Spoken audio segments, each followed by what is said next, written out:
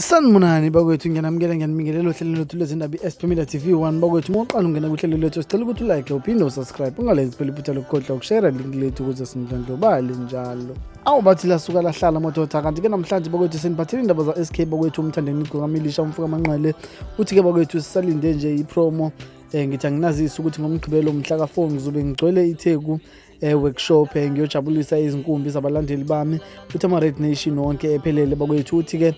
ngizotheleka Ethekwini workshop emini ngezikhathi zabo 12 kuzobe kugcwele futhi kuzobe kutheqhu uthi ke phelelani nonke nize ngobuningi benu nizobona umsebenzi omuhle weking duyazi bakwethu usho kanjalo ngomthandeni umfuka amanqale bakwethu kanti ke la ngizodethela ivideo nje yayo ipromo bakwethu eveza umsebenzi wakhe omuhle.